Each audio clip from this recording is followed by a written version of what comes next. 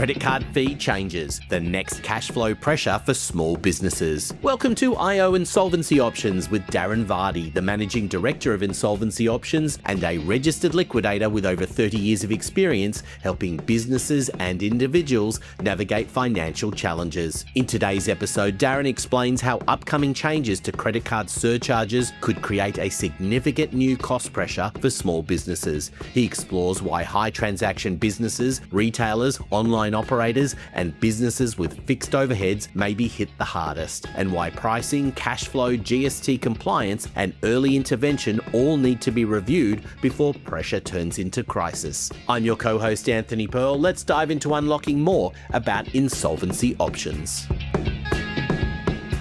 Darren, I know we spoke in a previous episode about changes in superannuation, but now we're going to talk about another big change that's going to impact small business. It's going to impact then the general public, as well as changes in the way credit card fees are being charged. It's a significant change, isn't it? Look, it is. From 1 October 2026, businesses will no longer be able to charge credit card fees for transactions to enable them to receive income. So what we'll find is that whatever the fees are that will be charged will need to be absorbed into a business as an overhead cost, directly linked to the level of income that is being achieved by a business owner. I think these changes, would it be fair to say they're controversial in the significance of what they're doing and what the damage it might do to small business? Look, I think it is controversial, absolutely. I think there were circumstances there where small businesses were profiteering on the charges and charging more than what they were being charged. And I think that this is a reaction to that. Not sure that I agree that it's the right reaction that ought to be taken. Yeah, you would have thought that the obvious thing would have been to have made that a really obvious thing and an obligation, and even put it on the credit cards as being, which often do. I know in small business that you can just say, well, here is the credit card fee, and you can see that it is a separate line item and put in there, and it's often charged by the credit card company directly anyway. So it's one of those things where it is a little bit easier, particularly, in the professional services space and some of those ones where you've got a bit of time where you're paying the invoice. I guess it's a bit harder to convey maybe in a retail kind of environment or hospitality environment. So some of us paying the price for what a small percentage are doing wrong. Potentially, yeah. And, you made an interesting point there as a separate fee. I know, having recently gone to a local ATM to withdraw some money, and only to find, after I'd withdrawn the money, to find that there was actually two entries. One was the amount that I'd withdrawn, and the second entry was the actual transaction fee. Now, maybe that is the better way of where it could be handled, whereas the transaction amount goes to the provider of the goods or service, business owner, and the transaction fee is a separate fee which goes directly to the financial institution. That to me sounds like a reasonable and plausible way of dealing with it, so that the business owner, A, is not impugned by the cost, but also is completely not actually within the transaction system, and it doesn't impact his business per se whatsoever. Yes, I had a recent conversation with someone where it's kind of explained that the big winners here are really the credit card companies, aren't they? Because you've got a choice as a small business that you either now have to raise your prices to accommodate this, which is hard with inflation, or you lose, but the credit card company wins. And I think the circumstance where they win, particularly if you're selling an item for $100 and you have a 1.4% that you've got to pay, so it should really be $101.40. But the problem is, if you raise your price to $101.40, technically the credit card company are going to benefit by a few cents extra on top of that. Correct. Because the 1.4% is now on the slightly larger amount. So they're the big winners in this. And the small businesses are going to struggle to be able to now justify saying, well, our price was this, but we're going to have to make it this in order to counter it. Yeah, and look, the small business need to look at their income and look at their prices, in my view, on a regular basis, because they need to make sure that they're able to cover costs and make a reasonable profit. However, in circumstances like this, where there is an amount paid on every dollar that is income for the credit card charge or the transaction fee to be absorbed by a small business. We're moving into an area where it becomes circular. The income or the price needs to be increased. That leads to increased inflation. That then in turn leads to increase in supply costs for a business. And we're actually finding that costs of doing business is actually outstripping the value of the business. And we'll get to a stage where prices will hit a ceiling, but the costs to produce or the cost of income will continue to rise. And that's where you'll get to a situation of getting into a financial hardship scenario. Do you think there are industries where this is going to hit them harder than perhaps others? Look, I think any high transactional businesses, retail, online trading and the like, and where there are businesses with some high fixed costs where they can't pivot and change their cost base as quickly as some other businesses, it'll be those types of businesses that'll probably be impacted the most. What's interesting is that we've rapidly moved over the last few years to almost being cashless, that we're all operating using cards and people are carrying less and less physical cash around as well.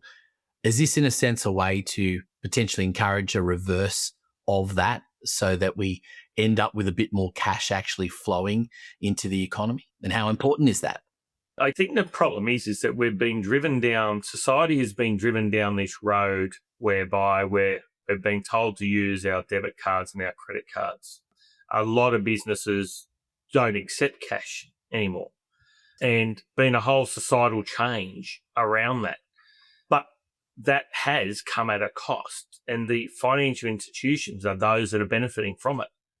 And what we're finding is that my local bank has just closed, and having gone up to what I thought would still be an ATM available, there was no ATM available.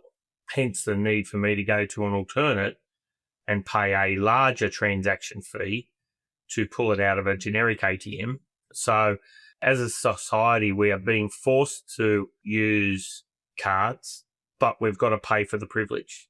And the question's got to be what service do we get out of it with all the bank closures that have been happening and the difficulties in trying to get hold of banking staff on the phone to deal with what should be a routine inquiry. Yeah, it's a really interesting conundrum for small businesses and for individuals operating here. And as you said in the beginning, the big winners here are the credit card companies for sure. They're going to benefit more than perhaps anyone else. And, I know this is probably a question a bit left field, but does this also push people into becoming more available to taking on the likes of crypto and other such things? Is that where we're going to see some shifts and almost being pushed in that direction because of this? Yeah, look, I don't know about crypto insofar as I think that there's still a lot of unknown around crypto, around the security and the like. But having said that, when I was in search of an ATM the other day, there was a crypto ATM in the local convenience store and not a regular ATM. So I sensed that, yes, there could be a move towards that, particularly generations younger than ours. I mean, we talk about the sort of the cash flow crunch and the impact that it's having, and you start talking about interest rate rises as well, that we've started to see consecutive ones of those and predictions of more to come. So these things are putting more and more pressure on businesses everywhere. And again, the combination of all of this activity, are you expecting to see more people knocking on your door? I am expecting to see more people knocking on the door. We've had continual interest rate hikes. We all know that a lot of small businesses are funded from mortgage finance. So therefore, their capital that's in their business is now costing them more.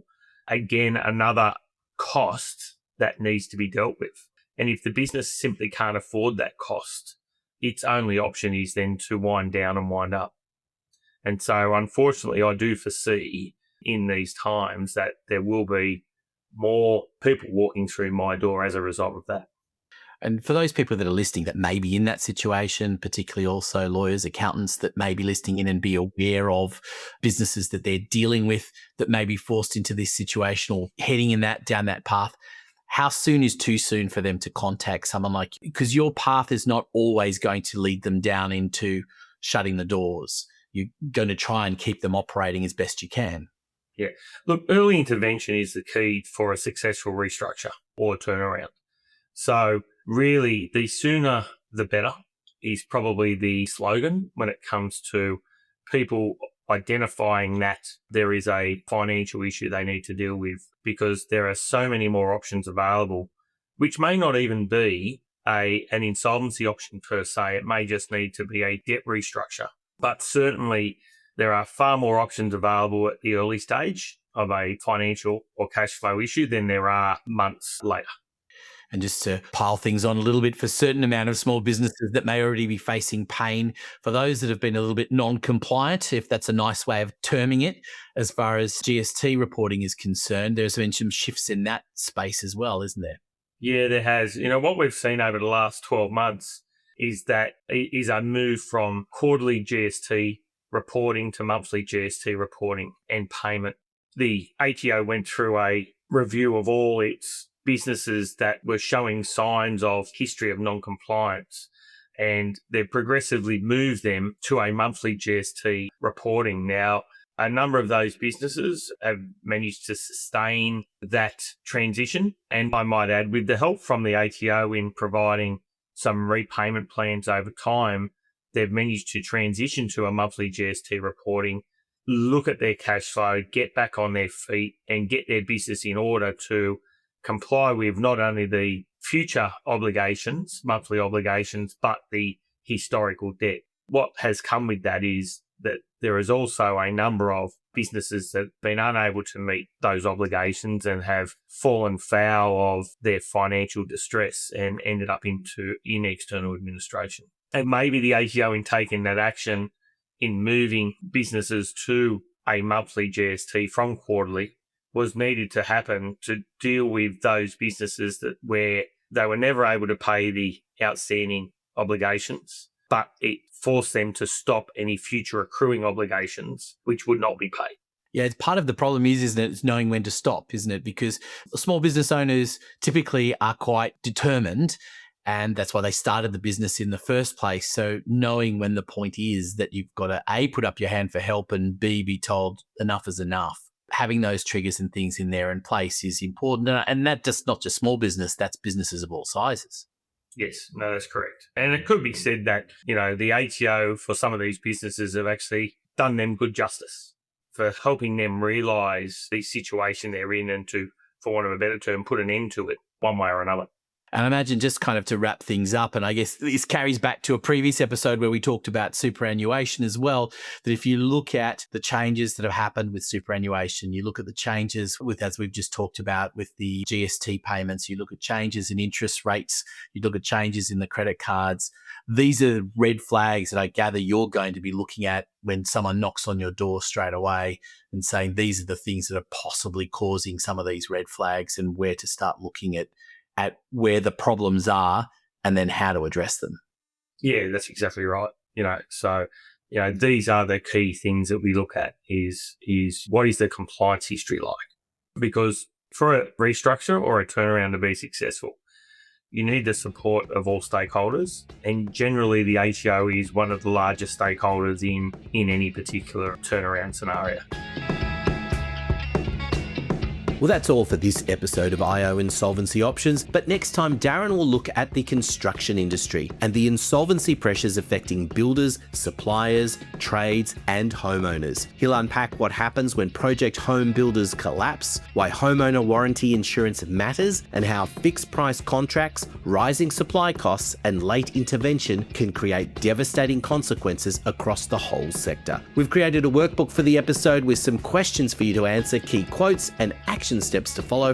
Check out the show notes for the link to download your copy. For details on how to get in touch with Darren and his team on insolvency challenges, please consult the show notes. This podcast is produced by my team at podcastdoneforyou.com.au, helping professionals share their expertise through powerful podcast content. If you found value in today's episode wherever you're tuning in, please like, comment and subscribe to IO Insolvency Options. Until next time, remember, there's always a way forward when you know your options.